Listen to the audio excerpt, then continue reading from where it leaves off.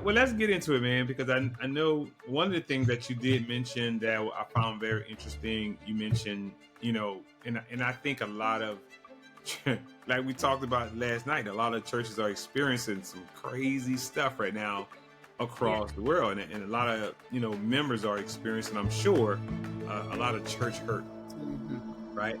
So, what did the church hurt look like for you guys? I would say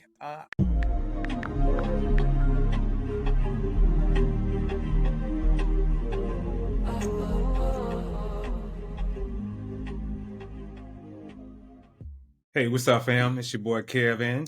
Tanya. Hey, man, we're about to kick off another episode of Couples Connect, and we got our fam in the building today, man. So we got excited. our fam in the building, man. We're trying to get this amazing power couple on the podcast for a while now. This famous couple. Yeah, man. It's been a minute, man. But put too much pressure. He ain't got famous on his shirt for nothing. But they finally here. They finally here, man. So please help us welcome, man. Team Reese in the building, man. We got Tony and Odessa in the building. What's up, good people? Hey, y'all. Reese's Pieces. What's up, family? Oh, man. It's been a long time. Yeah. I know. I was watching one of y'all's podcasts and I commented on there. I was like, we next, for real, for real. Yep, I saw that. I remember that. Hey, that's what fired it back up again. It's like, hey, y'all talking, we next. And then you got mute for a minute, though. Where we at? Kind of started life. Like, wait a minute. Hey, but that's when I reached out to Tony. I hit Tony on Messenger and said, hey, what's up? When y'all going to be on the cast, man? It's on the podcast. So y'all finally here. So, hey, we know you guys, but maybe some people may not know who you guys are. Real quick, give me an intro of Team Reese, who you guys are, how long you've been married, kids, all that good stuff. Break it down for us. Okay. Well, first off, I just want to say congratulations on your third season of the podcast. It takes some grit to keep on going, even when there's some bumps in the road. So I just want to say thank you for doing this. Like, couples, marriages need this. So thank you guys for continue to press on and keep on keeping on. Yeah, man. Thank you. Appreciate it, for real. Yeah, so me and my wife, my wonderful wife, that's my high school sweetheart. So we got married 23 years ago, and we've been together for 25 years. And so just May 8th, we celebrated 25 years of her being my girlfriend. Hey, hey, Tony, she's still sitting on your lap after 25 years? I don't know, man. We got to talk about that lap. So when we first moved here, he had purchased. He's always wanted a truck, but we have 89 kids, so we've always had to have like a bigger vehicle, right? And so when we got here, he finally got his truck. He finally got his pickup truck that he wanted, and we got in that truck. And he wanted me to sit in the middle, like next to him. I was like, I'm not. I lifted up the seat, and I made sure that it was a bench seat, and she wouldn't sit all the way up close to me in my truck. I was like, I dreamed of this moment. Hey. To sit next to me in my truck. Like, that's like, she was like, I ain't. Like, I talk about those people. I'm like, girl, scoot over. Like, she's changing. And only 25 years. So I've been married 25 years to 23 years to 6 different people that I've had to learn and had to keep on relearning. But it's exciting. Yeah. So married for 23 years, 5 kids, y'all. We have 5 kids. So we met on the basketball court in high school. She played basketball, and I played basketball. And one day in a game, Odessa broke her nose and her pinky in a basketball game, and she became the boys' basketball manager. So that's how we got to know each other, because she became the boys' basketball manager. And so I was like, yes, thank God for that broken nose and pinky. But she started folding my shirts, my warm up and shooting shirts, like real nice and neat. So I knew she was like feeling the boy. So I was like, oh, okay. Yeah, we done told this story, and that part changed so many times. He can tell you I followed I know him. she was feeling me. He can tell y'all boo-hoo cried when he went to college. And then all the lies. What makes you feel good? Okay, well, tell your side. There's always the truth. And the women always tell the truth. Yeah. You know, he sees stuff like he has a vivid imagination. Yeah. So from Oklahoma, went to school in North Carolina. Our dreams were a little bit too big for Oklahoma. I went to North Carolina A&T, and then Odessa came up to North Carolina A&T. She followed me, y'all, to North Carolina, but she came up to North Carolina, and she went to Dudley's Cosmetology. We got married our junior year in college, and all my friends was like, "What are you doing? What, you still got life to live?" I was pregnant. I was everything. She must be pregnant. She must be pregnant. Like, but we wanted to move closer to home, but not Oklahoma. So we ended up living in Texas for 18 years, and that's where all of our kids were born and raised. And then just over the last couple of years, we came up to here to Delaware to help be the campus pastors of a church. And so we've been involved in church life most of our marriage. Every church we've been a part of, they made us the ministry leaders of their couples ministry or marriage ministry ever since we got baptized in North Carolina. And so they thought it was so special that we got baptized together when we got married and sealed our unions. They was like, "Oh yeah, y'all are leaders." And so we'll talk about that a little bit later about, you know, us and the church. Us and the church. Absolutely, man. So Odessa, do you have your own story of, you know, how this all went down or what? You don't even know what it is no more. I'm just agreeing what it is. Like it sounds okay. I'm okay with following him, and I'm okay with folding his shirt special. No, but I always say that, like, Odessa and Jesus are the best two things that ever happened to me. She really knew the Lord. I was just playing church when we first got together. But her sisters Shauna and Tay, they raised her in the church, and we lost in the basketball state championship. And Odessa, at the age of 16, saw me crying and hurt because I thought basketball was going to be my way out of the hood. She started at 16, y'all, praying and prophesying over me at 16 years old. She said, "You are more than a basketball player. You're a leader. You're a world changer." And I've never had no one pray over me and to speak these words into my life. And so I was like, "Oh yeah, I'm gonna spend the rest of my life just to see you smile and see those nice dimples. Y'all see those dimples? We see those dimples. I'm like McDonald's. I just love to see her smile." Okay, all right. Well, she is beautiful. Well, thank you. Yeah, I'm married way up. I'm married way up. I know, man. Y'all a beautiful couple, man. I think, you know, you guys, y'all look good. Y'all, you know, look like y'all smell good and all that good stuff. So No, we try. We take a shower. Y'all look like you smell rich. Yeah, that's actually our motto: look good, smell good, feel good. Yeah. Well, I have a story of how me and Odessa met. What you got? Yeah. Odessa was all in my business, though. God, Odessa was all in my business. She don't remember anything about it. But you were my doctor's nurse. That's how we met. Matlock. You sure? Yes. And you were those babies. Yep. Yes, you were so sweet. It was Naomi. I had a baby. I remember. I had Naomi. And yeah, you were my nurse, and you were so sweet and so nice and so kind. And I can't remember, like, how did we? After that, I don't know. I don't remember how we. But I do remember my husband was trying to sell his rims or something like that. Oh wow! When he had the Armada. Mm. We had an Armada. Yeah, we've had two Armadas. Yeah, we've had two. Yeah. Yeah. But we had a Tahoe in Armada. We had two. The one that we. Oh yeah. Yes. Yeah. But anyway, that's how we met. You were my nurse. Yes, I remember those some good days. All in my business. But anyway, so yeah, so. Remember a thing though.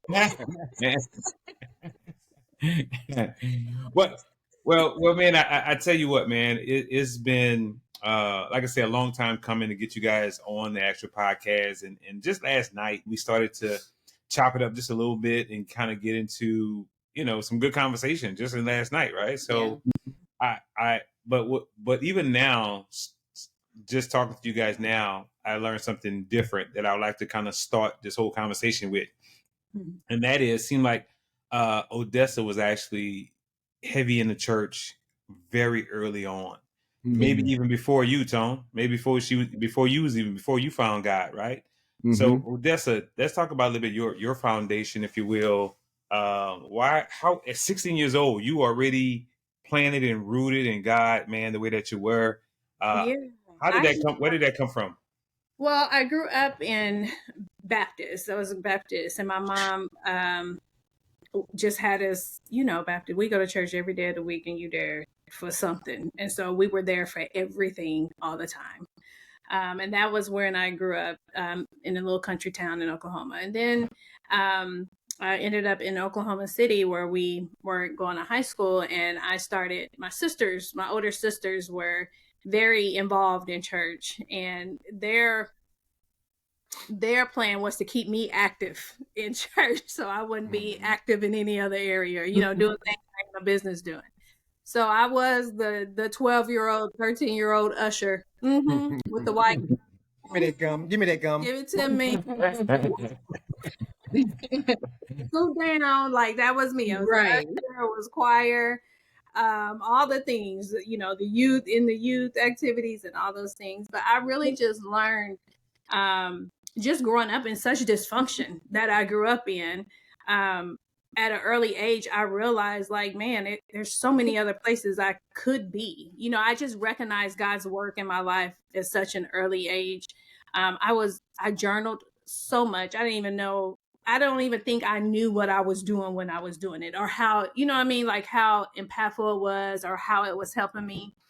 But I remember one journal entry. I prayed for what I wanted my spouse to be. Like I was not like a person that dated a lot, or, I just knew what I wanted. And I think I knew that because of what I saw in the relationships around me, my parents' dysfunction, my sisters and their dysfunction in their marriages. And I'm appreciative of it, because from that I learned what I didn't want. Right. Like, okay, like I know I don't want that. So let me do the opposite or whatever. And I knew what I wanted to be, how I wanted to be loved and how I wanted to feel. And, I had this idea of it, and I would just talk to God about it all the time. And I don't think I realized again the impact that or what I was building up in myself, even at this age, with me still journaling and still praying over him, and praying that God, like, look, remember I said I wanted this in a husband? I'm gonna need you to do that for him. So it's just like it's habit for me to just seek God, and just praying for him. We're talking to you guys. That's how I talk to God about everything and anything. Like, you know what I need. This is how I'm feeling right now. And that's how it's been. That's how I was taught to just conversate with God. And so I remember that time on the bus that he mentioned after he lost. I just felt like he needed some type of encouragement, because, and I know we'll get into this later, Tony he was banking on basketball to get him out of his circumstances, or out of the hood, or, would like to take him places, to change the trajectory of his life. And so when they lost, he felt like, that's it. Like, there's no other options for me. There's no other choice. This was my only way out.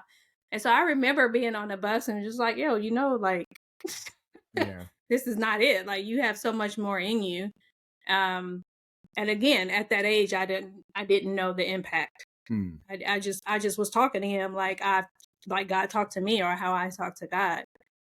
And so, and that's pretty much, it's just that foundation that I had, and amidst all of the dysfunction that I grew up. Both my parents were addicted to drugs, and just in and out of our lives. And, in the midst of all of that, he kept me. And in the midst of all of that, I just learned how to have a true, authentic relationship, because it was sometimes where I didn't have anybody else to talk to but him. And it was at times where I'm like, there's no way I should have made it this far. Right. There's no way I shouldn't have been in some foster care or in somebody. There's like no way. And Yeah, we both should have been in CPS. CPS should have been got both of us. Wow. yeah, so that's the story behind me, the story behind my faith, and where I am now today, and how why I continue to grow my relationship with the Lord. I rely so heavily on Him. But that's interesting, man, because I never knew that. You Yeah. know well, I mean, we, even though we know you guys, right, and not like all the time, like just hanging out and stuff, but just from my wife, you and my wife just kind of know you Yeah. guys, and we've connected with you guys a few times in the past, but I never knew that you had that strong Christian base, and I know they had to have something based on how you guys, as a married couple, the path that you guys have taken. I know they have to have something there, Yeah. but to kind of see that it was started so early, wow, that's interesting. I didn't know that, and it's crazy that you kind of found God, I guess, maybe even before Tone. Seems Yeah. like, right. So Tone, Yeah. how did your journey go? Yeah, so my when my dad died, my mom my dad was murdered when I was 3, and my mom became an alcoholic, and so we grew up in every bad neighborhood in Oklahoma, and I just felt like Oklahoma wasn't the place for me. When my dad got murdered, I learned about Black Wall Street. I learned about just all these different things that were taken from me in Oklahoma. But my aunties, so 3 of my aunties, my aunt Sharon, my Aunt Eileen, my Aunt Bobby, they used to make me go to church. They used to drag me to church. So we lived in the hood, but my aunties used to come and make me go to church.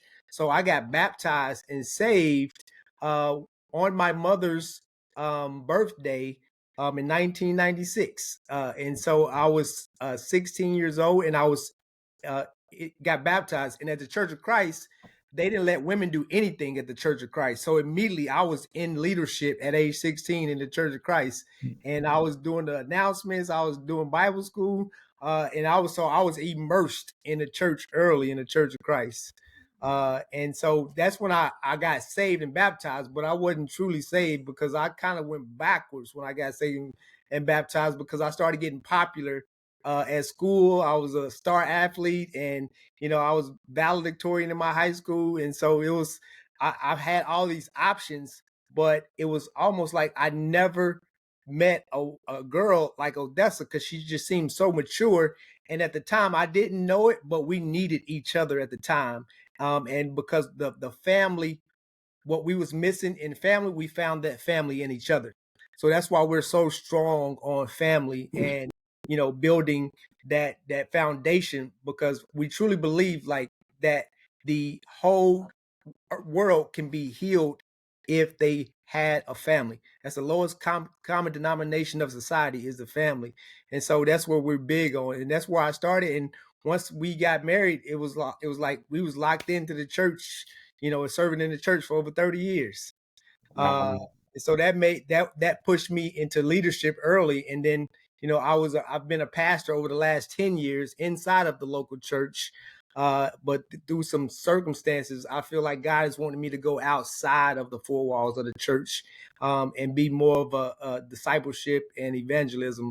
And so I think that's the journey that we're on. But we had to get past some of this church hurt. We've been experiencing a lot of church hurt over the last, I would say 5 or 6 years. But God said, there's purpose in that pain. Right. I want to, you said something, you said family is the lowest common denominator. Yeah, it was the lowest common denominator of society. So I feel like if we heal the man and save the man, save the marriage and the family, then we can heal society, because from the family it births, kingdom communities, kingdom cities, kingdom states, kingdom world. So but I believe that it all starts, all of our social ills come from a dysfunctional family. And a dysfunctional Black family, because that's what Black I family. see it. No, that's big. That is big. Because if you, like you said, if you don't heal the man, you cannot heal the family. And this is how Black families have wealth, Mm-hmm. is when Yep. you have both parents in the house. It's when you love your children and you keep the family going. This is how we accumulate wealth. That's it. So it's Yeah. pretty awesome what you guys are doing. But I want to ask, so you had the dysfunction with your family, Odessa, and you did too, Tony. Mhm. Like, how you guys getting together? You got together at a young age. How, like, did that disturb your relationship in some kind of way, where you're trying to pull something from him trying to pull something from you, because you didn't get it in your at home with your parents? No, I don't think early on, like what I needed, what I was missing was stability and consistency. And so that's what I saw in him, and that's what drew me to him. It's like his integrity was there, and for him, I think it was more like the motherly, love. That's why the folding of the shirt stands out the most to him out of everything I did, but just taking care of him in that capacity. I think that's what he was missing, of just feeling like being cared for and not having to, because he was parentified. He has a younger brother and sister that he had to step into he had to step into a role that he shouldn't have stepped into. And so the care, the attention, the affection, he didn't get any of that. He was probably giving that to his younger siblings. And so when I came in and just showed him that, that's what he needed, and like he provided me with the stability and the security, somebody that I can rely on. And so it in the beginning, I mean, to this day, I feel like I can still rely on him. But as the dynamics of our family change, and you get more kids, he doesn't get me in the capacity that he should. Yeah, because all my kids are like me. They always want to touch and kiss and feel on Odessa. I'm like, stop! You're using up all my touches. Like, get away from her, because her love language is not physical touch. But me and all 5 of our kids is physical touch. And so, Wow. but Odessa provided for me like that. She helped me heal some of my wounds. Because when my mom became alcoholic, I felt like I got a lot of rejection. My mom never hugged me, never told me she loved me. And I felt like she loved alcohol more than me. Same way that, her parents, she felt like drugs and alcohol was her parents' first love. So I think that when God brought us together, it was for us to kind of heal each other, because trauma causes triggers. And when I would get triggered, I would call Odessa and she would come. She would bring me, it would be simple. She used to work at the grocery store. I was like, would you bring me some Snicker bars? Like, I'm just going through. She would drive all the way just to bring me some ice cream, Snicker bars. Like, she cared. And it was almost like I was saying, how far would she really go? And so when I went off to college, my mom and my 2 younger siblings were still in Oklahoma, but I was in college because I was a year ahead of her. Odessa was going around the corner and helping to pay my mom's bills, looking after my brother, my little sister. I was like, man, I thank you, God. Like, she really took care of my family while I was gone. And then when we moved to North Carolina, we moved my younger brother and my mom to North Carolina in a 2-bedroom apartment. And we adopted. That's where it all fell apart, right there. That's no,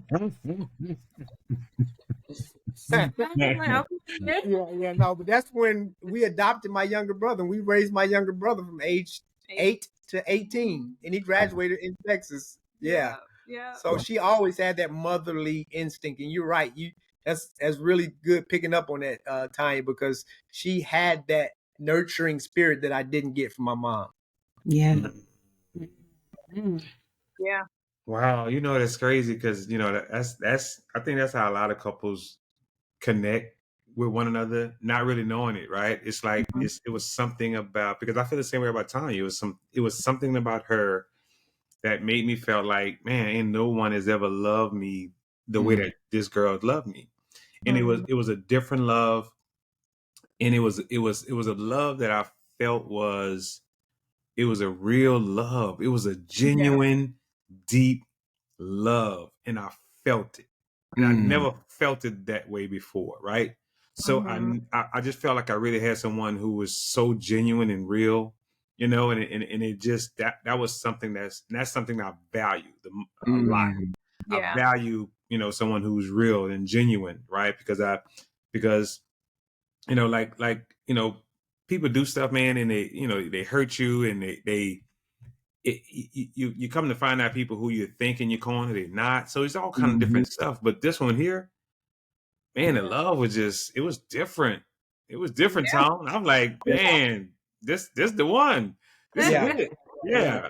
Yeah. How long y'all been? It dug deep into me into a level of another level of love that I never experienced. So it was good. It was real good. And how long y'all been married?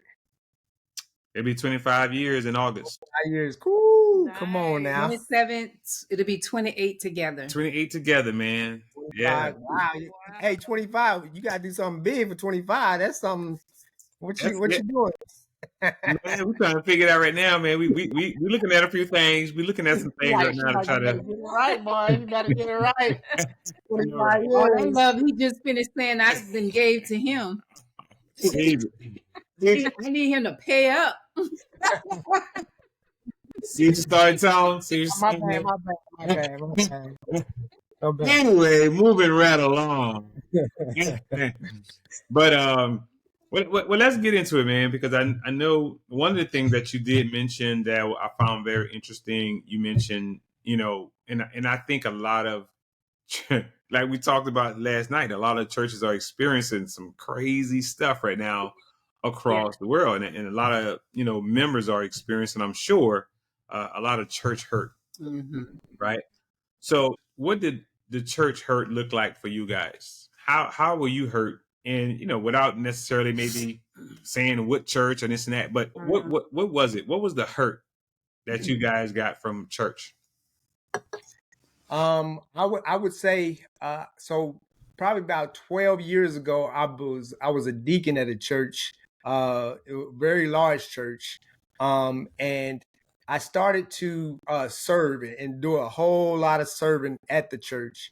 And I've always been tapped for leadership positions. Like I've always been like pushed to the front to take up leadership positions.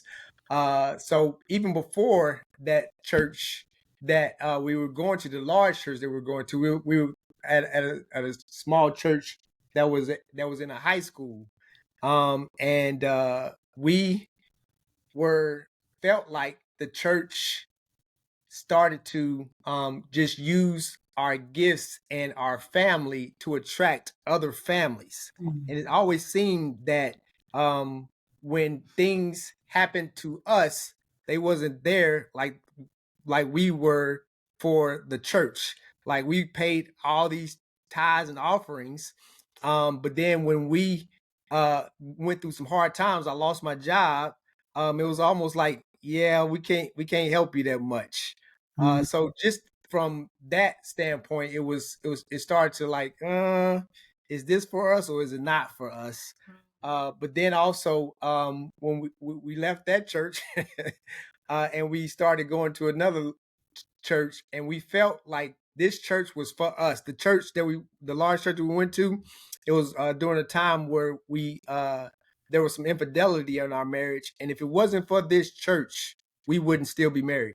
Like this church had all these different classes, all these courses, and we was like, finally, we found something that's going to really help us get to the next level and get past this dark season in our lives. Odessa made an inner vow that said if I ever cheated on her, she would leave me.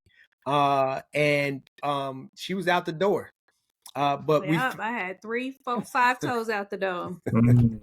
Yeah, she was out the door. And as we started to pray and walk through counseling and all these different courses, man, this church saved our marriage. And so we dove right in and started to serve as the marriage ministry leads at this church. And it blew up really fast because we were just real and we were just telling our story. We even wrote books about praying for our wives and praying for my wives, praying for my husband, because God told us to publish those prayers that we were praying for each other as we were going through those hard times.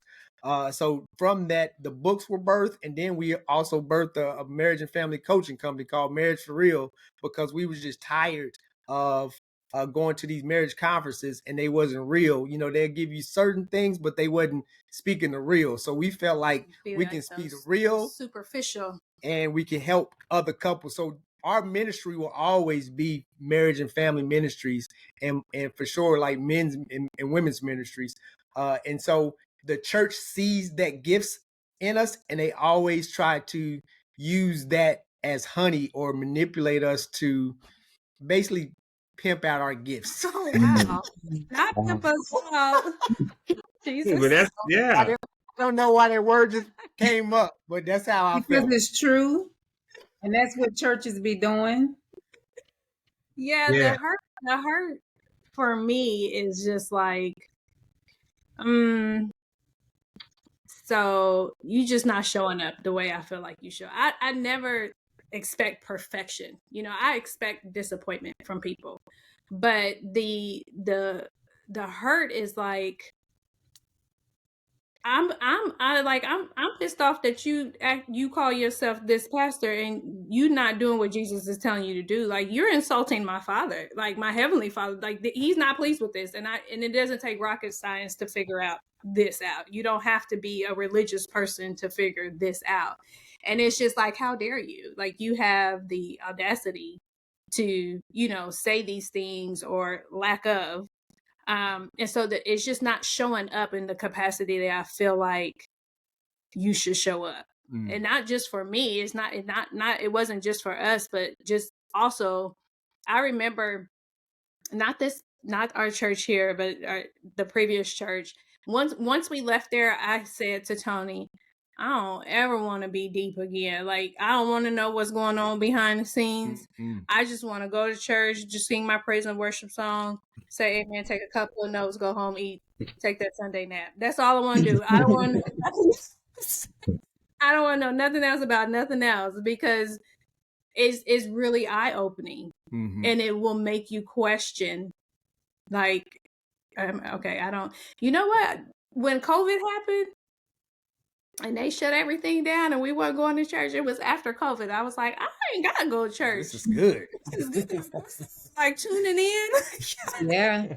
And to be real, I don't think I went back. Tony was going. Him and the kids, they thought he was a single father for a long time. I was at home, and I remember Tony was like, man, you still go to church? Heathen. I say heathen. I'm like, nah, son, I ain't going. I said, you and all your tattoos. I started judging. I started like,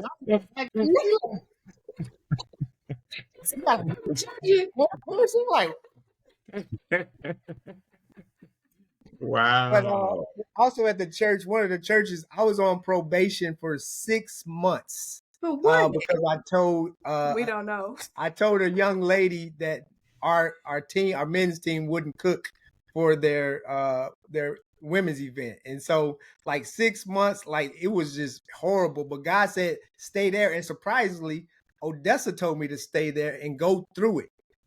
Because our life scripture, one of my life scriptures is Romans 8:28. And I know that all things work together for our good, for his glory, because we called according to his purpose. And so I stayed and I went through it. And I was like, okay, God, how is this working together for my good? He told me to stay. And then after I stayed and walked through that process, I got called to be the campus pastor up here in Delaware. And so here in Delaware, it was even worse. Well, let's pause for a second. When I encouraged him to stay during that hard time, that right there was probably the beginning of I would say the next hardest chapter of our marriage.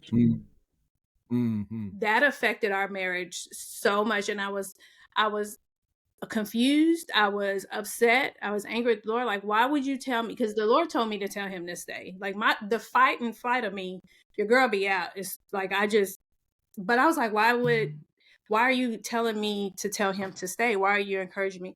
Because it caused so much strife between us. It caused so much division between us. I became, in his eyes, I felt like, I told him, I was like, I feel like I'm part of general population now. Like he was just treating me like everybody else. And that was one of the hardest seasons. And in that season, I was like, I don't ever want you to be a pastor again. Like this ain't what it is. I'd rather you go sit in a nice little cubicle and tell somebody with their computer issues than do this, because it was so tough on us. It was the buildup that he needed, the encouragement that he needed, because he was going into this office every day being torn down, of being like, you being told that you're not equipped to do this, or you are disrespectful, or you are a liar, or whatever, all of the lies. He was internalizing that, and it was affecting how he was being a husband. It was affecting how he was being a father. And it was a tough season. It was a tough season. So when we transitioned out of that and the Lord called us here, and I was holding on, you know how people be holding on to the door when you're trying to pull them out, like my fingers was in Texas soil. I was like, I'm not leaving. Okay, we're not moving. Della, where? Like what? Where is Delaware? And so when we got here, I know the Lord called us here, and I told the Lord, I was like, you're gonna have to like call me by name. That was my prayer. Like, you're gonna have to call me literally by name and say, little girl, take yourself to Delaware.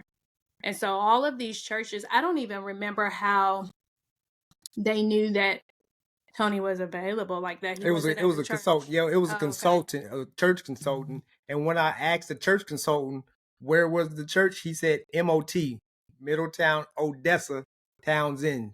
So that was the Lord calling us. Oh, by name. That's the Straight city. up, he called you by name. By name. Mm-hmm. Yeah. Wow. We in the MOT, Middletown, Odessa, Townsend. That's where we're at right now. So, but I mean, it was just so hard because I've never been treated worse by an organization than I have been by the church. And, but it's been, it's all been purposeful. Yeah. Can I ask this? So what, if you don't mind answering it, what was that when you said, I'm not cooking for Women's Day? What was that about? Why was it such a hard? Oh no! So the men have just served in like 5 events straight, back to back to back to back, and so our volunteers were tapped out, and we only had like 2 cooking teams, and I was like, well, we just don't have the capacity, and it got all the way up to the senior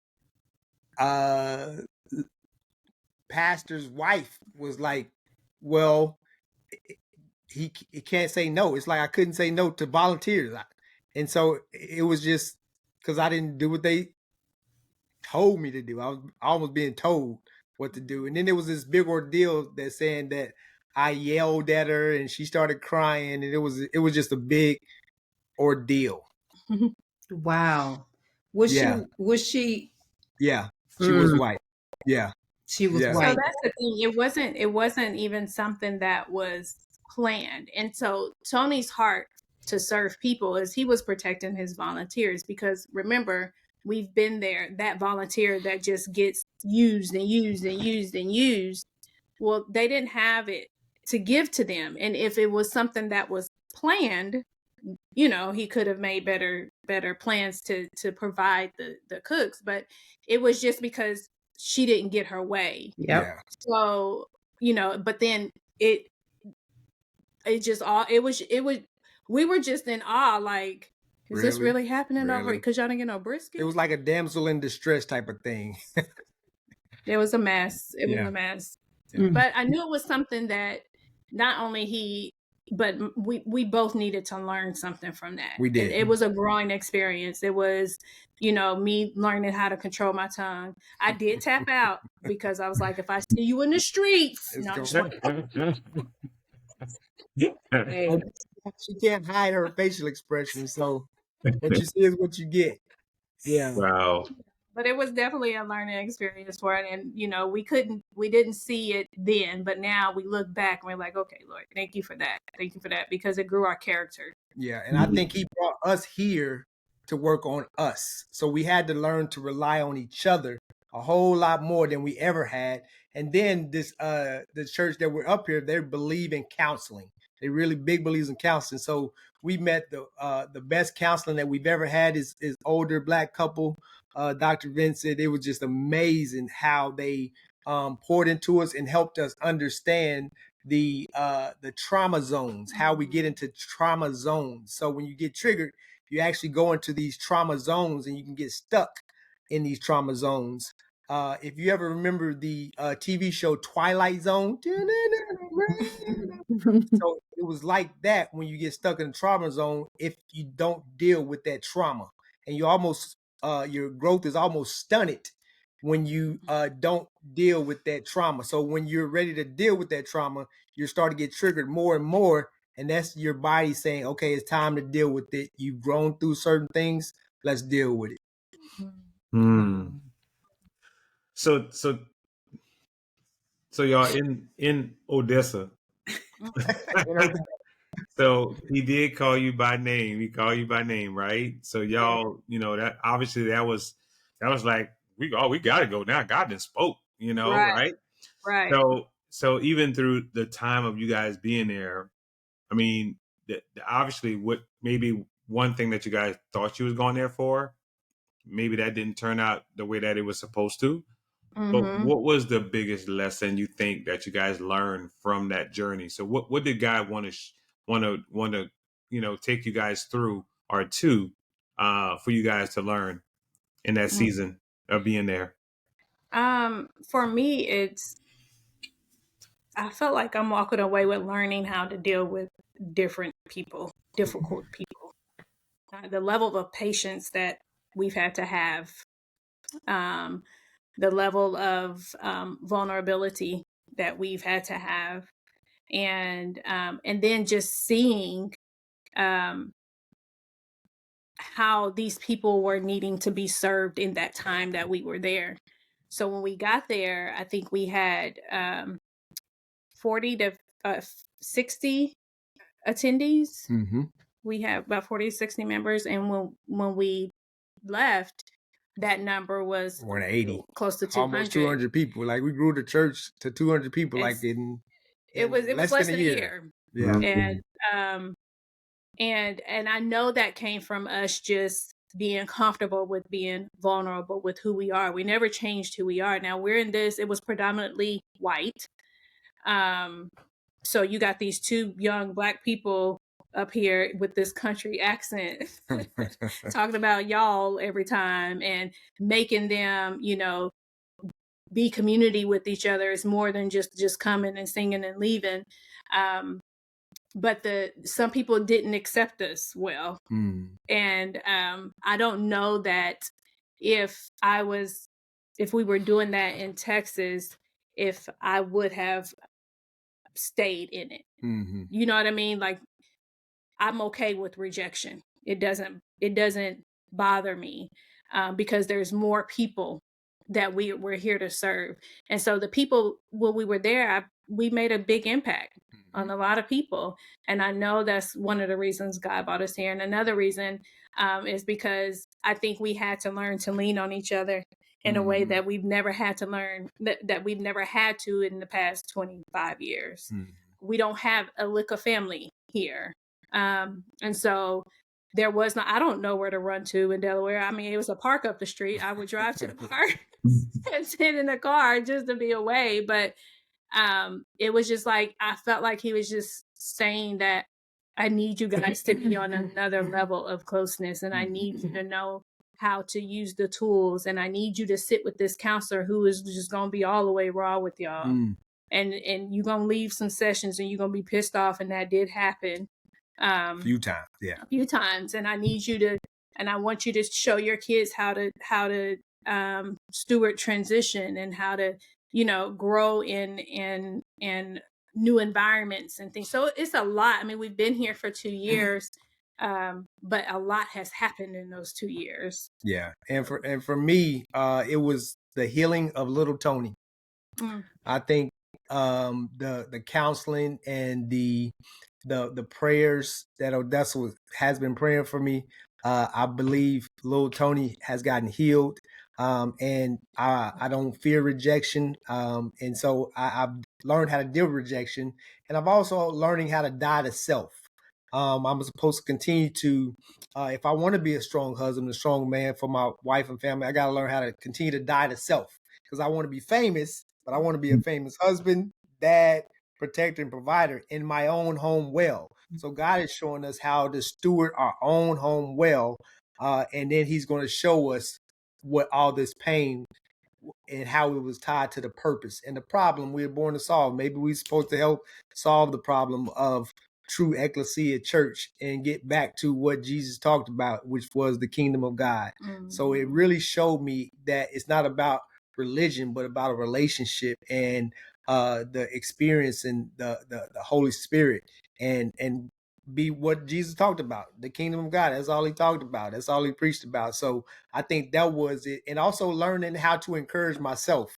I told Odessa when we left the church, I was missing all the data boys. That's a good sermon. And it's almost like a sports guy walking away from the game. I'm not getting the cheers and the goosebumps. And one of my love languages is words of affirmation. So I'm like, okay, let's go. I need all the words.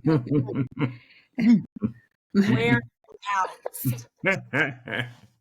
We got physical touch and words of affirmation. Yeah, so I want all this. And that's like okay. See what I mean? That's like the last. That's like his 1 and 2, and that's like my 34 and 35. Yeah, 34. So it ain't even top 5. Like, know about that because you have 5 kids. There was some touching and loving and affection going on. 24/7 though, too. It wasn't 24/7. This man, he wants this all day. But also our kids are like that too. All of our kids are like that. So we have 4 boys and 1 girl, and all of them are like the words of affirmation, physical touch. So wow, I like it. This episode of Couples Connect is sponsored by Just Like You Hair Care System. Introducing Just Like You Hair Care, the perfect solution for healthy, growing, moisturized hair. Our hair growth oil is enriched with essential oils like calendula, lavender, rose petals, also enriched with nourishing jojoba oil, promoting growth, reducing breakage, and restoring scalp health. Follow with our moisturizing leave-in cream to lock in hydration for smooth, manageable hair all day long. So you get to feel confident with thicker, stronger, and deeply moisturized hair. Our products are made with all natural ingredients and is designed for women or anyone who want a holistic approach to hair wellness. Shop today and experience the transformation.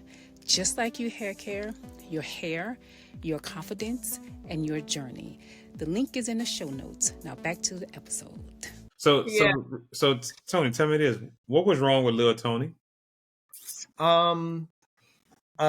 Rejection, trust. I didn't trust no one. I was molested when I was 9 and 10 by my mom's boyfriend's daughters and my babysitter, all women. And I just didn't trust no one. And also, after the molestation, I started to get addicted to pornography. And so I found that love and affection with pornography. So I had rejection issues. I didn't trust no one. I started learning about my grandparents are Cherokee and Chickasha Indian. I learned about them taking our land in Oklahoma.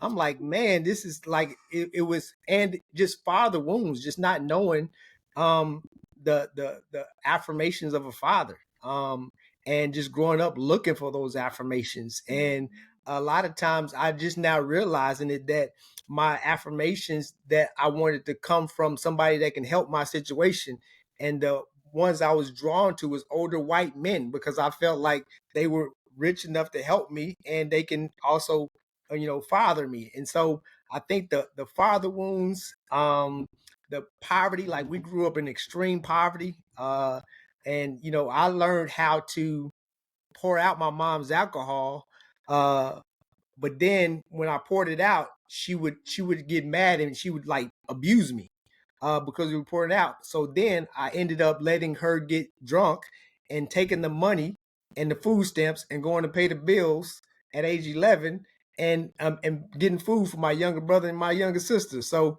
I had to grow up fast. I never had a childhood. So I think little Tony just never had a childhood. Wow.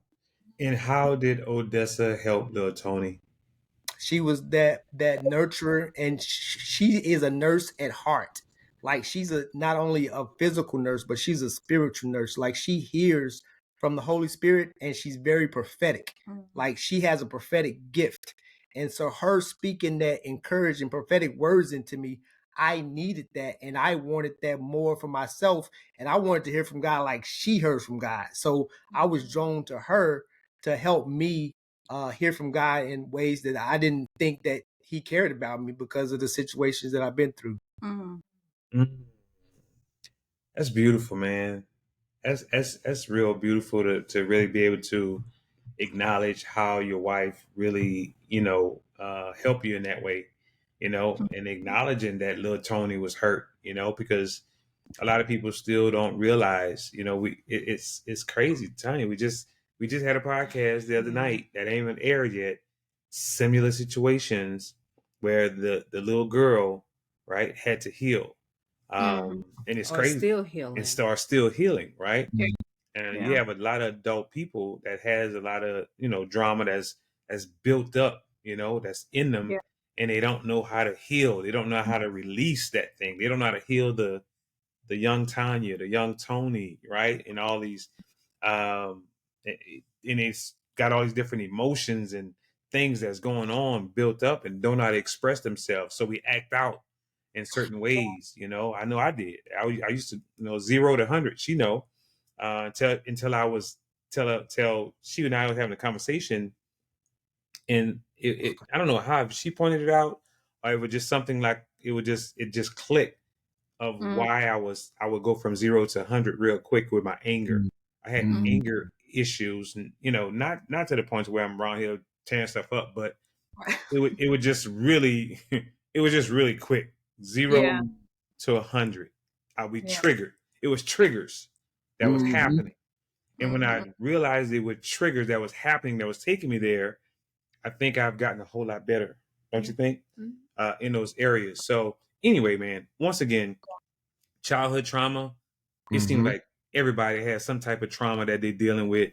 And they need to understand how to heal, from that trauma, So Odessa, go ahead. I was gonna say the good thing with you, Tony, is that you didn't shield yourself. I don't guess from allowing yourself to be open to allow Odessa to nurture you. Because sometimes there are people who have this wall build up so much and they are angry, they don't know where to go, don't know where to turn, and they don't want to open up to even start the healing, to begin the healing, to even start. So you did that, and that's why you are where you are now, I'm guessing, with some healing, because you allowed yourself to open up to your wife. I'm still learning too as well, because sometimes I'm still like a roly poly, right? Sometimes when I get triggered, I curl up and I get defensive. But it's become less and less that I don't roll up into that ball and go and try to protect myself. I'm learning to let the Lord protect me. And I think that's another reason why He brought us up here, to show that no matter where we go, He will never leave us or forsake us. For sure, man. For sure. So you guys are in ministry. I mean, y'all look like y'all still in y'all 20s, young couple doing the work of the Lord. Doing the work of the Lord. Odessa, Tony's, he's the pastor. He's, doing the work of the Lord. Do you see yourself as a like a first lady? Before you shoot me out your mouth, first lady, pastor. Don't be called a first lady. Come on, you're not. Come on, you don't wear the. Come on, you first lady. I ain't even got it to me. I wouldn't even when he was campus pastor. He made me sit up there on the front row. Look, I'm trying to be in the back. Let me go play with the kids or do something. I just and I think it's like they like people, church folk, Church folks. church folk, they like automatically be like First Lady Odessa or Pastor Odessa, and I had to correct them. Like, I don't want. No. My name is just Odessa. I'm Odessa, because I don't want to be put in a box. You know what I mean? And if you call me that and you put that label on me or that title on me, you're gonna expect some things from me that I probably won't be able to give to you, and then you're gonna walk away probably with some church hurt because the expectations are too high. Like, I'm human just like you. You don't go around. I don't say, "Hey, hairstylist Tanya." Hey, you know what I mean? Like, Mhm. the title, and I understand it's a part of respect. I get that. However, don't call me that because I don't I don't want you to feel Period. like we can't just have a conversation.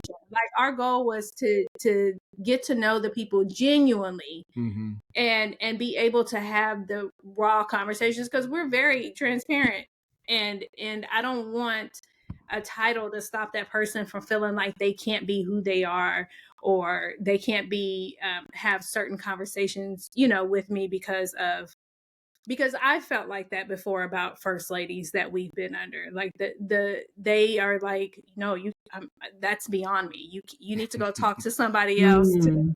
pray for you about this. Like, I'm just here to be cute and stand next to. I was so completely opposite of that. And it's just because I didn't want to be put in a box. Yeah, and we've been a part of churches for 30 plus years, so it was like, yeah, we've been there, done that, and seen it all. So, but I went to school for computer science and business entrepreneurship, so I'm more of going from pulpit to profiting entrepreneur. So that's why we're excited to come hang out with y'all, because I know that y'all entrepreneurs as well. So Yes. we will be back in Texas. I feel like I'm an entrepreneur by default. He's a real entrepreneur, for real. Yeah. I'm one. Why by you say by default? Huh? Why you say by default? Because Because she wanted me to get a 9 to 5 and work for 40, 50 years and get a little retirement, little 401. That was her And safety, right? That's what she saw. The safety. right? Yeah, it was. It was so safety. I'm like, why are we doing this? Like, Yeah. just go get a job. You got benefits, when you retire, you'll have some money. Yes, You know? you can still read your Bible. Yes. Yeah, I was never like all the way in there as an entrepreneur. Yeah. Yeah, that's why I'm one by default, because he's the real true one. Yeah. You know, I'm looking forward to coming and learning from you, brother Kev. Oh man, hey bro, I'm just looking forward to the fellowship, man. So when y'all get back, make sure y'all reach out for sure. So I have a question though. Yeah. So I see all of these first ladies with their husbands, and so many of them are like really unhappy in that role. And like we talked earlier, a lot of them are divorcing.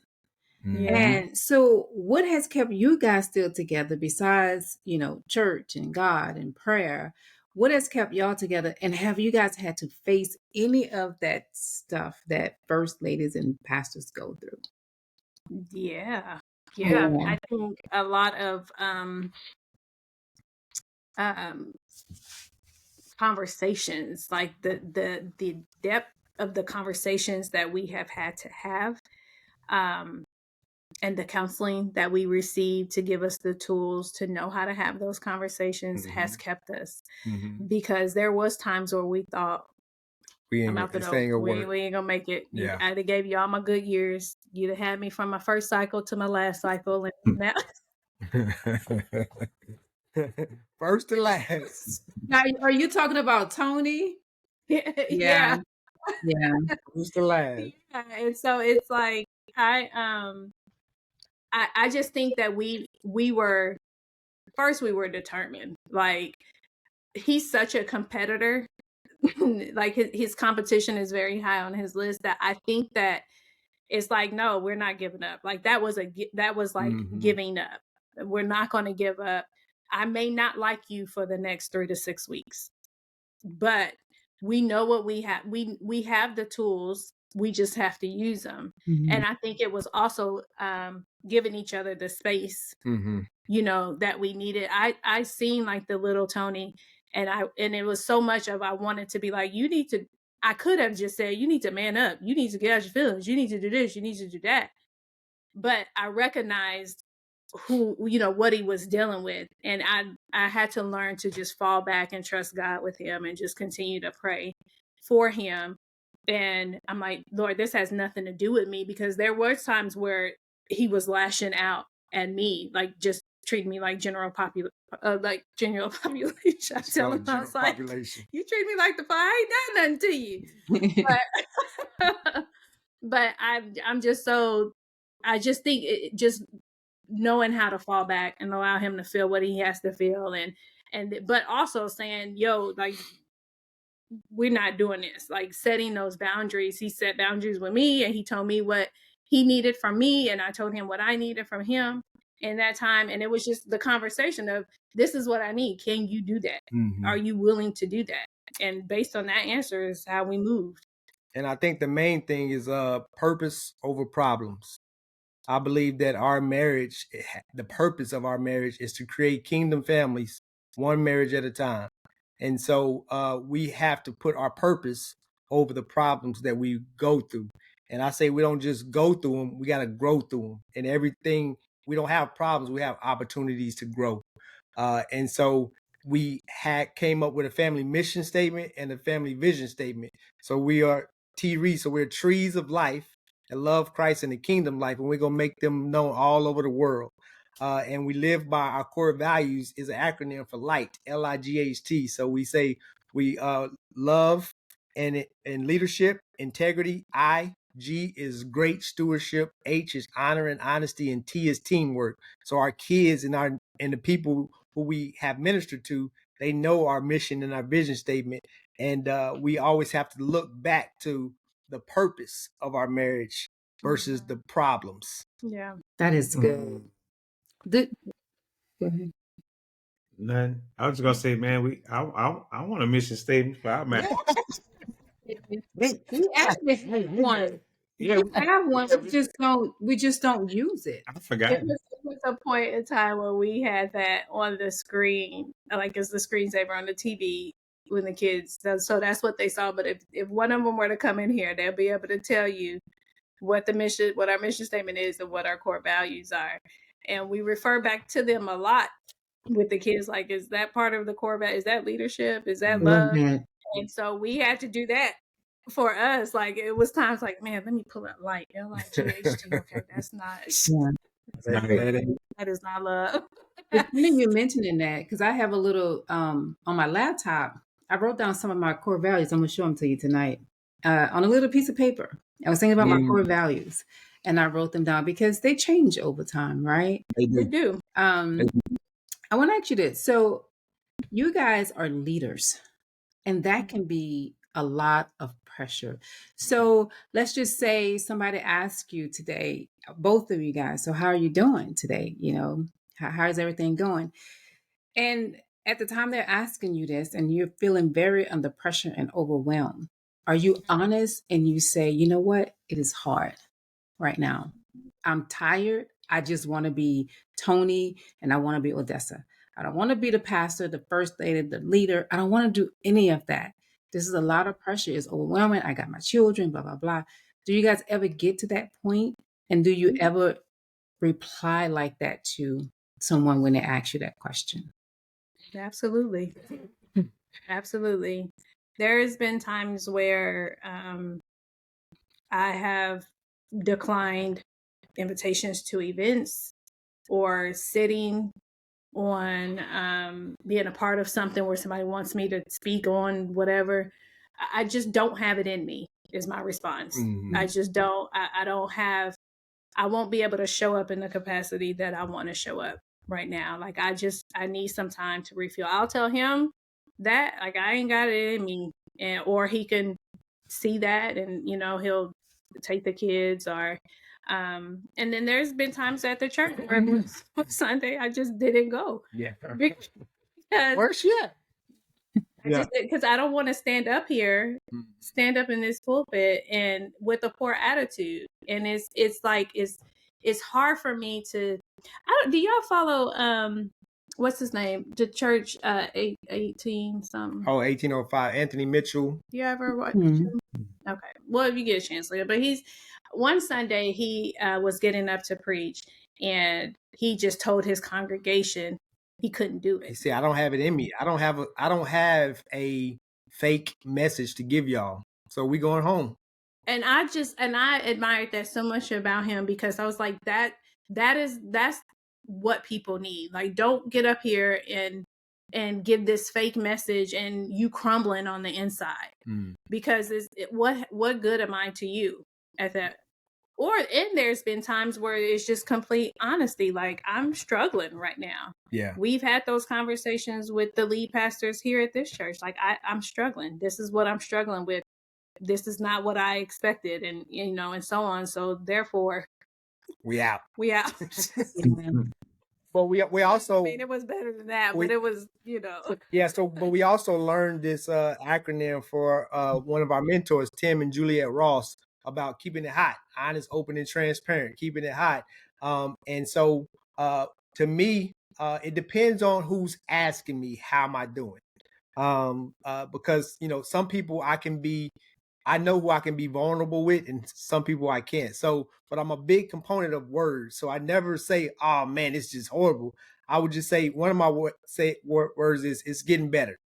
It's getting better. And then when I tell certain people that, they'll like, okay, let's dig deep into that. Let's go talk about that, at our table talk. So I'm big on having one-on-one table talks with men. And in those sessions, everything comes out. Like those one-on-ones, like that's ministry right there. Just men just need a safe place. So my goal is to create safe places for men to talk about these different hot opportunities, but also just being able to being able to serve. So I say to lead is to serve. So how can I serve you in this capacity based on your questioning? Like, what are you really asking? And I'm, asking the Holy Spirit to help me really discern what they're asking, and if I can be real with them. So I have to really check myself to say, is this an opportunity for me to be real with them, or can we be hot at a different time? Yeah, that is man. I really appreciate you guys' honesty about about ministry and marriage and church hurt and all these things, because I think a lot of people don't necessarily get an opportunity to maybe talk to someone who's in ministry as a couple, right? Yeah. And I think when you just see people from a distance, you have this expectation of how they should be and what you think they are and how they should conduct themselves because they're in the ministry. Yeah. But not, and I think they continue they tend to put a little, they idolize a little bit, right? Look, Yeah. these people in ministry, and it's just not the way that you should look at the ministry or anyone who's in ministry. But you guys, man, seem to be real honest and transparent about, hey, this is how it is. And sometimes we going through it, and sometimes we may make mistakes and all that stuff. And I think that's what's truly missing, I think, in ministry, is just that HOT, the hot, honest, and transparent about how you really are. Like, hey, I'm just like you. We in the ministry. We're trying, to do this thing the right way, the best way we can. And sometimes we might make a mistake. And I think sometimes people as in ministry, they don't get a pass.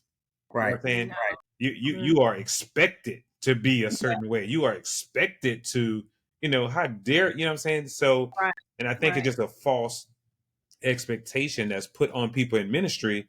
And I think that's why sometimes people just, that's why maybe church hurt can come about, or something. So I just appreciate you guys' honesty and just being real, because, lots of times people just put people in ministry on a whole nother level. Like, you're not like us, I think it's it's can be heavy on marriages in ministry, because there's times where, like, if we're not seeing eye to eye, and then he's just whoever, and he's everything to everybody else, you start to feel like second place.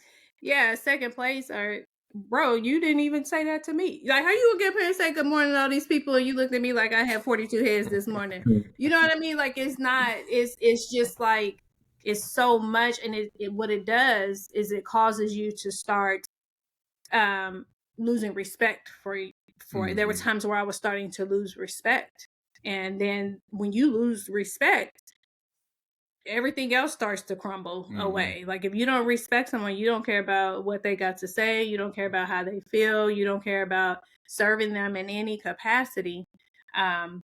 So and that's why I'm intrigued to know, like, when these couples, these pastors that we were talking about in their divorce, like, what tools were they missing? Because I want to know what tools I need.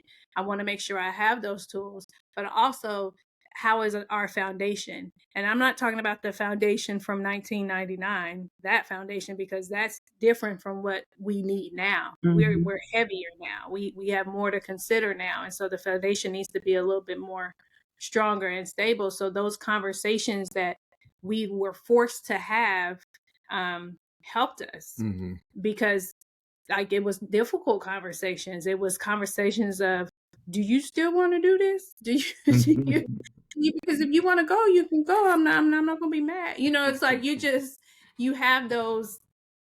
I'm telling you, it was conversations that I didn't think that we would have to have, but they came from the positions we held in church. Yeah, we got to practice what we preach, right? That's the thing, practicing what we preach. It's the balance of being true to who you are and not putting up this facade because you're a pastor in the pulpit. And that's why everybody is shocked when they say such and such got divorced.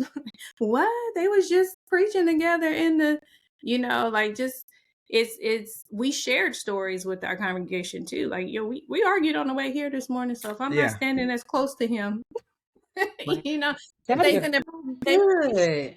Yeah, and then I told the congregation one day, I just realized I'm still a little petty. Like, I still got some pettiness in me. Several people come up to me, it's like, thank y'all so much. Like, y'all helping us, because y'all are, like, y'all real. Like, y'all don't put yourselves on those pedestals. So I really want to encourage people that you need community. We need each other. The kingdom of God is all about relationships. So if you have experienced any type of church hurt, don't give up on the churches. Like, just don't give up on ecclesia, which is meeting together as family. Find some group of people to do life with, because we can't do this alone. And that's half of that's half the battle if you're in community. So that's why we're really looking forward to having community. I also put down some points that we should never do when considering church hurt. So one of the things is, be careful not to disconnect God from when you disconnect from the church. So stay connected to God, even though you're disconnected from the church. Extend grace to the leaders. Make sure you extend grace to the leaders. They're human too. Pray for them, forgive them. We have to forgive them. Don't judge each church equally. All churches are not created equally. So don't just, because you found one bad one, don't think that don't put that one in the same lump. And then bring it to the leader's attention how you've experienced this church hurt, because sometimes they just need to know.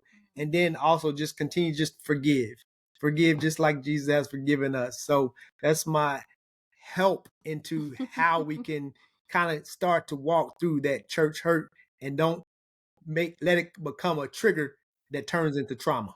I would say that I would tell Tony, I need you to be my husband and not my pastor right now. Take off the pastor hat and put on the husband hat, because those are two different people. So. Yeah. And our first ministry is our home. That's why I say I want to be famous in my home first. That's our first ministry, and that's also our first business. Manage your own home well. We're commanded to do that. So if you pastors out there and you're up there preaching and your homes are in shambles, you're out of order. You sound just like a pastor. You need You got to start with the same letter.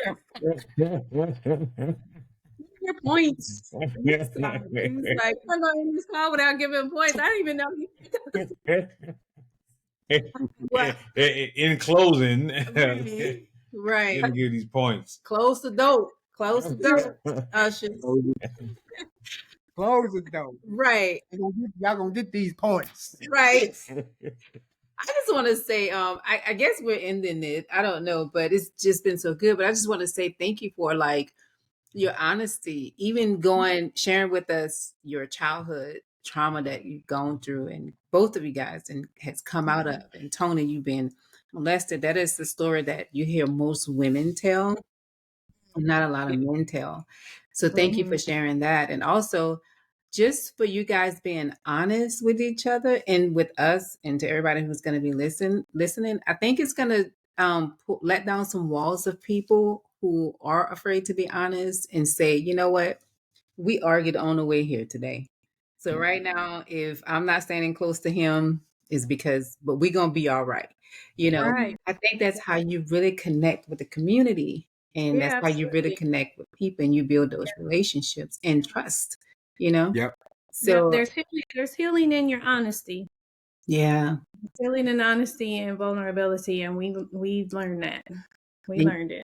Yeah, and you guys are so comfortable with it, right? You're not checking with each other to see, should I say this or should I share this? You're very, he never knows what's gonna come out my mouth. I don't. So I'll be like, oh shit, I gotta brace myself. I say, you look back at it, he'll look at me a couple of times. What is she about to say? Well, man, I thoroughly enjoyed, you guys' honesty and transparency on here because, for one, like we talked about last night, this is something that we've never talked about before, and I think even tonight, I think we went a little bit different than what we was kind of going last night, right? What we was talking about, and which is good though. I just felt like God did what He wanted to do and get out of this conversation what He wanted to get out, and I think it was still just as impactful as the direction we thought we would have went into last night. So, but God had other plans, right? So this is what He wanted to talk about, because church hurt is real. Ministry, doing it together, that's a real deal, and it's not always roses. Didn't think that because there's a weight on people who's in ministry. There's a heavy weight. And then some people can lose themselves in ministry because they're trying to, that's the other side of it. People look at you at a certain way and put you on that pedestal, but at the same time, that the other flip side of that is you put yourself on like, I got to be a certain way, and you lose yourself. You lose yourself in that process, right, of trying to live up to that standard. So, but you guys remain humble and true to yourself, man. I really do appreciate that. And thank you guys, man, for sharing your story. Enjoyed it. You know what I'm saying? Yeah, this was really good, man. And I think we'll have to bring you guys on again so we can have another one, just a follow-up, because I think there's still more that we can unpack about different things. Plus, we love to get into the more of the relationship part of y'all, because 20 plus years, y'all got some nuggets on that marriage side too. I know we went a little bit more marriage connected to the ministry, but we'd love to see, you know what I'm saying, about, that the marriage part, man, how y'all deal with that. Really vulnerable in that area too. Yeah, so we talk about so our marriage for real. So we're actually doing counseling and coaching as well. So we're accepting new clients as well as we come back to that's another reason why we're coming back to the DFW area, because we have so many friends and family, and we just want to, give these nuggets out and serve marriages, because, I believe you'll heal the marriage, heal the family, heal the world. Yeah, for sure, man. So do you guys have a platform or anywhere where you have that coaching and stuff like that? Where can people find it? Yeah, so one of the websites is marriageforreal.com, marriage4real.com, marriageforreal.com, and we have our coaching packages on there. But also we do individual coaching as well. So you can go to tonyjreach.com as well to find some individual coaching for men. But you can find both of our books on Amazon, the Prayers for My Wife and Prayers for My Husband on Amazon, and we can walk through a challenge of you serving and praying for your spouse 31 days straight. I love it, man. I love it. Well, man, we'll get you guys to send that information just so we can actually put it in the show notes of the podcast, and it'll live there forever. Whoever might want to tap into it and connect with you guys, man. So thank you guys so much for being a part of Couples Connect. You got something else, baby? Yeah. Are you guys on social media? I don't see you on social media much anymore. Yeah, I am. We both. Well, I am Tony J. Reese. All handles is Tony J. Reese. Okay. Yeah, I scroll. I be forgetting to like and heart. I rarely post. But we have a Facebook of Time Out with Tony and Odessa. Okay. And is it Time Out with Tony? Yeah, so that's the YouTube. So we actually got 10 episodes. We started a YouTube channel, Time Out with Tony and Odessa. Oh. So we actually got 10 episodes. So if you on YouTube, if you go to Time Out with Tony and Odessa, we may kick that back up. We may start. Y'all may encourage us to kick that thing back up. I need to. Yeah, man. Kick that up. It was fun. We talked about a lot of things. But we were doing that before we were called to Delaware. And so when we came to Delaware, we just kind of hit the ground running. We're growing the church. So maybe that'll be something that we'll revisit. Yeah, can pick back up on. But yeah, it's Tony J. Reese. This is where he posts everything. Yeah, I post for us. Right. Hey, I need you to kick off that oil too. You know. Oh, I just restocked. Okay. I'll be back though. Okay. See, all in my business again. Say, hold up, man. Hold up. It's that coochie oil. Get that. Most people don't know nothing about it. They like, what? Hey, like, they don't even know. Oh, but I'm telling you, that thing. Listen. I have some. Go ahead. I have some friends, who's used it, and I think they were on repeat too with it. And it was like, man, I just restocked. My vendor was out of one of my oils for a long time, and then again, Delaware just kind of took over. But don't worry, we got to be back. Come on back. Y'all come on back. Blessed marriages. Right. From the rooter to the tutor. We're gonna have some more classes. Yes. Come on, let's do it. Fun. See, that's fun. See what I'm saying? Conversation and went way left. But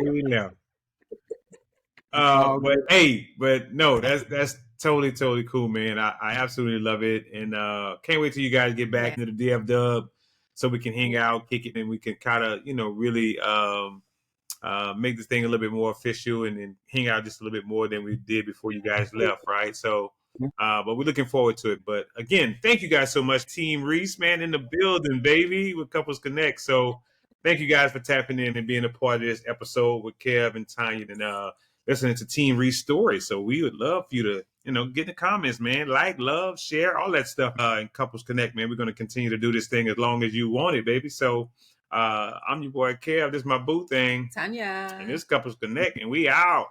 Peace.